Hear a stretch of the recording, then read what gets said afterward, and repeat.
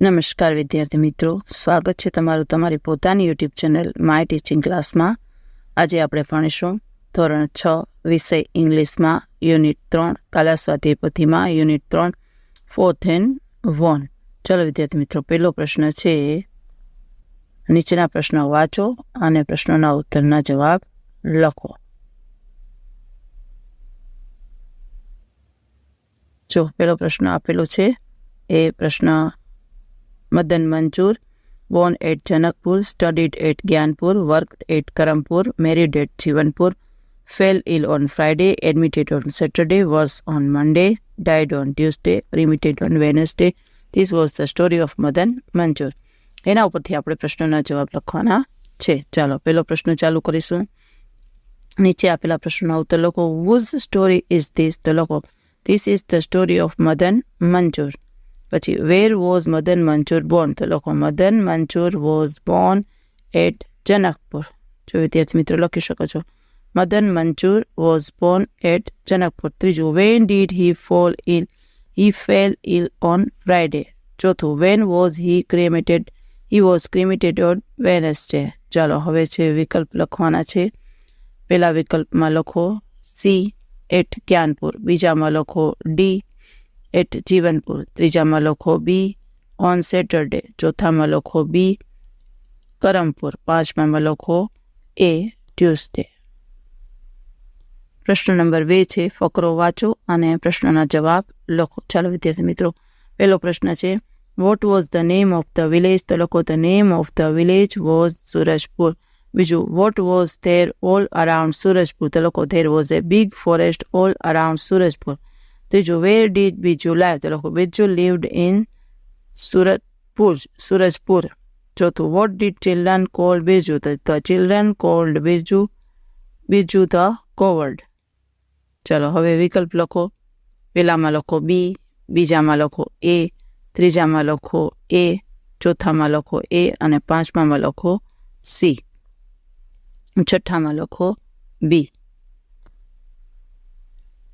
હવે બીજો પેરેગ્રાફ આપેલો છે, એ પણ ધ્યાનથી વિદ્યાર્થી મિત્રો વાંચી જાઓ અને એના ઉપરથી પ્રશ્ન જવાબ લખીશું. પહેલું, what did the village sarpanch receive from some dacoits? તો લખો, the village sarpanch received a note from some dacoits. બીજું, what did the dacoits ask the villagers to keep ready? તો લખો, the dacoits ask the villagers to keep all their monkey and ornaments ready. All their money and ornaments ready. ત્રીજું, what did some villagers want? તો લખો, some villagers wanted to the dacoits. ચાલો હવે વિકલ્પ લખવાના છે. પહેલા વિકલ્પમાં લખો A, who called the villagers? તેમાં લખો A, the સરપંચ. બીજામાં લખો B, to trap the dacoits ને ત્રીજામાં લખો A. હવે એ જ પ્રમાણે પછીનો ફકરો વાંચીએ. જો વિકલ્પ તમને વિદ્યાર્થી મિત્રો તમે બધા જોઈ શકો છો, પહેલામાં A, બીજામાં B અને ત્રીજામાં પણ A. હવે ત્રીજો પેરેગ્રાફ વાંચી જાઓ. પેરેગ્રાફ વાંચો ધ્યાનથી અને પ્રશ્ન જવાબ આપણે લખીશું. પહેલું, where did Biju and his friends gather after sunset? લખો, after sunset Biju and his friends gather at the village gate. બીજું, what did they carry with them? તો લખો, they carried a bundle of wire and sticks with them. ત્રીજું, where did they hide themselves? તો they hid themselves behind the trees. ચોથું, when did the dacoits come on horseback? Late at night the dacoits come on horseback. પાંચમું, who congratulated Biju and his friends? તો લખો, the sarpanch and the villagers congratulated Biju and his friends. ચાલો વિદ્યાર્થી મિત્રો, હવે છે વિકલ્પ. એમાં પહેલામાં લખો B, બીજામાં લખો A, ત્રીજામાં લખો B, ચોથામાં લખો B. લખી શકો છો. પ્રશ્ન નંબર 3 છે, લૂંટારા વાલિયા વિશેની અહીંયા વાર્તા આપેલી છે, વાક્ય આપેલા છે, કાઉન્સમાંથી યોગ્ય શબ્દ પસંદ કરીને આપણે ખાલી જગ્યા પૂરવાની છે. પહેલી ખાલી જગ્યામાં લખો વોઝ, બીજીમાં લખો લીવ્સ, ત્રીજીમાં લખો લૂટેડ, ચોથીમાં વેર, પાંચમીમાં વોઝ, છઠ્ઠીમાં પાસ્ટ, સાતમીમાં ચેન્જ, આઠમીમાં રોડ. હવે છે પાઠને આધારે પ્રશ્નોના જવાબ. વાર્તાને આધારે લખવાના છે. Who was a robber? તો Valia was a robber.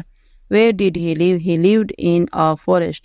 What did Valia do? Valia looted people. ચોથું, was his family happy with him? No, his family was not happy with him. પાંચમું, whose advice changed વાલિયા's life? તો લોકો નારદ મુનિ's advice changed વાલિયા's life. હવે છે વિકલ્પ. તો વિકલ્પમાં લોકો પહેલામાં બી, બીજામાં સી, ત્રીજામાં એ અને ચોથામાં બી. જોઈ શકો છો. પ્રશ્ન નંબર 5 છે, નીચે આપેલા શબ્દો જેવા શબ્દો મદન મંજૂર કાવ્યમાંથી શોધીને લખવાના છે. જો પેલામાં લખીએ studied, worked, married, died, cremated ને એડમિટેડ. આ મંડે, ટ્યુઝડે, વેનસડે, ફ્રાઈડે ને સેટરડે. જનકપુર, જ્ઞાનપુર, કરમપુર અને જીવનપુર. બાકી રહેતા શબ્દોમાં મદન મંજૂર તો લખો born at on of this stay, was, worse, fell અને એલ લખી શકો છો. હવે છે બીજું ધ બ્રેવ. વાર્તાના આધારે એમાં આપેલા શબ્દોને બીમાં આપેલા પદો સાથે આપણે જોડવાના છે. ચાલો છે પેલું ફોરેસ્ટ તો ફૂલ ઓફ ટ્રીઝ.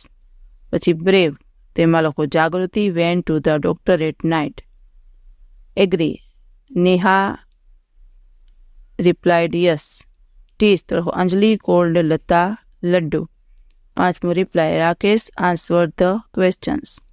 છઠ્ઠું કોંગ્રેચ્યુલેટ જયેશ વોન રેસ. પછી arrest the police caught the thief. ચાલો હવે ટ્રુ ફોલ્સ લખવાના છે વિદ્યાર્થી મિત્રો. પહેલું લખો ફોલ્સ, બીજું ફોલ્સ, ત્રીજું ટ્રુ, ચોથું ટ્રુ અને પાંચમું ફોલ્સ. પ્રશ્ન નંબર 8 છે, વાક્યો કોણ બોલે છે, કોને કહે છે તે લખવાનું છે. પહેલામાં લખો ધ ડેકોઇટ્સ અને ધ સરપંચ. બીજામાં લખો the sarpanch and the villagers અને પછી લખો બિરજુ. ત્રીજામાં બિરજુ અને હિઝ ફ્રેન્ડ્સ. ચોથામાં ધ ચિલ્ડ્રન અને બિરજુ. પાંચમામાં બિરજુ અને ધ સરપંચ. છઠ્ઠામાં the sarpanch and the villagers ને બિરજુ એન્ડ હિઝ ફ્રેન્ડ્સ. સાતમામાં ધ સરપંચ અને બિરજુ. આઠમામાં the sarpanch 10 strong young men અને નવમામાં ધ સરપંચ અને ધ પોલીસ અને 10મામાં બિરજુ એન્ડ હિઝ ફ્રેન્ડ્સ. ચાલો હવે જે આપેલા વાક્યો છે એને ઘટનાક્રમમાં ગોઠવીને આપણે લખવાના છે. આડાવડા વાક્ય આપેલા છે એને તમે ગોઠવીને લખી શકો છો. ચાલો જો પેલું the dacoit send the note the sarpanch. બીજું the sarpanch said hello will you teach them a lesson. ત્રીજું Birju got 10 strong young men. ચોથું the dacoits rode and on horses. પાંચમું Birju and his friends tied the decoys to the trees. છઠ્ઠું the police arrested the decoys. સાતમું the sarpanch said congratulations Birju. 10મો પ્રશ્ન છે વિદ્યાર્થી મિત્રો, ન્યૂઝપેપર સમાચાર આપેલા છે એમાં કેટલાક શબ્દો આપેલા નથી, તે શબ્દો કયા હશે તે વિચારીને સમાચાર વિશે ખાલી જગ્યા આપણે પૂરવાની છે. ચાલો પહેલામાં લખો કોચ, પેલી ખાલી જગ્યામાં. બીજીમાં લખો સેન્ટ, પછી બિરજુ, પછી ટાઈડ, પછી હોર્સબેક, પછી અરેસ્ટેડ, પછી બીકેમ ને હીરો. ચાલો વિદ્યાર્થી મિત્રો લખી શકો છો બધી ખાલી જગ્યા. પછી 11મો પ્રશ્ન છે એમાં પણ તમારે કાઉન્સમાંથી યોગ્ય વિકલ્પ પસંદ કરી અને ખાલી જગ્યા લખવાની છે. પહેલામાં લખો થ્રોટ, બીજામાં ધો, ત્રીજામાં ઓફ, ચોથામાં વેલ્ધી, પાંચમામાં કીપ, છઠ્ઠામાં ટુ અટેક, સાતમામાં ઓફ, આઠમામાં એક્રોસ, નવમામાં 10 અને 10મામાં ડીડ. હવે 12મો પ્રશ્ન છે ભૂતકાળના રૂપો લખવાના છે.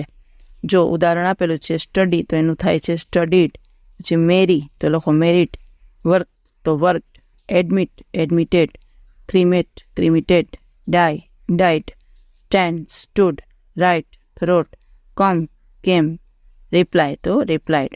પછી છે બહુવચનમાં ફેરવો. માઉસ તો માઇસ, ફેમિલી તો ફેમિલીઝ, રોબર તો રોબર્સ, ચાઇલ્ડ તો ચિલ્ડ્રન, ડેકોઇટ તો ડેકોઇટ્સ, મેન તો MEN મેન, ટ્રી તો ટ્રીઝ ને ટીમ તો ટીમ્સ. 14મો પ્રશ્ન, કાઉન્સમાંથી યોગ્ય શબ્દ પસંદ કરી ખાલી જગ્યા પૂરો અને વાક્ય ફરીથી લખો. પેલું Sheela was standing at the bus stop. તો વાક્ય લખો Sheela was standing at the bus stop. બીજામાં લખો ઇન, પછી વાક્ય લખો I have a pen in my pocket. પછી ત્રીજામાં આવશે વુ તો વુ ફેલ ડાઉન. ચોથામાં વોટ ઇઝ જલપા ડુઈંગ. પાંચમામાં where is my wristwatch. છઠ્ઠામાં when did the rain stop. સાતમામાં who is a clever boy. આઠમામાં our, we are pupils, this is our school. નવમામાં which game do they play. તો which games do they play. દસમામાં did, તો લખો where did they go yesterday. હવે છે કૌંસમાં આપેલા શબ્દોનો ઉપયોગ કરીને પ્રશ્નાર્થ વાક્યો બનાવો. વુની નામની જગ્યાએ વુ ટીચીસ મ્યુઝિક. અહીંયા છે વસ્તુ, તો કે વોટ ડુ યુ સેલિબ્રેટ, તમે શું ઉજવવાના છો. પછી છે નામ, તો વુ આર સિસ્ટર્સ. ને ત્રીજું સ્થળ છે, તો એના માટે where did the farmer rest. પછીનું નામ છે, તો વુ હેડ અ પિક્ચર બુક. અને પાંચમું એ સમય દર્શાવે છે, એના માટે when does Paresh do his homework. ચલો વિદ્યાર્થી મિત્રો, હવે અઠવાડિયાના વારના નામ, અંગ્રેજી મહિનાના નામ અને ઋતુઓના નામ 2 વાર આપણે લખવાના છે. તો લખો સન્ડે, મંડે, ટ્યુઝડે, વેનસડે, થર્સડે, ફ્રાઈડે અને સેટરડે. હવે મહિનાના નામ લખીશું: જાન્યુઆરી, ફેબ્રુઆરી, માર્ચ, એપ્રિલ, મે, જૂન, જુલાઈ, ઓગસ્ટ, સપ્ટેમ્બર, ઓક્ટોબર અને નવેમ્બર. અને પછી છે ઋતુઓના નામ, તો વિન્ટર, સમર અને મોન્સૂન. ચાલો વિદ્યાર્થી મિત્રો, આજના વિડીયો લેક્ચરમાં આટલું જ. જો તમને આ વિડીયો ગમ્યો હોય તો લાઇક કરશો, તમારા મિત્રો સાથે શેર કરશો અને મારી ચેનલને સબસ્ક્રાઈબ પણ કરશો. આવજો.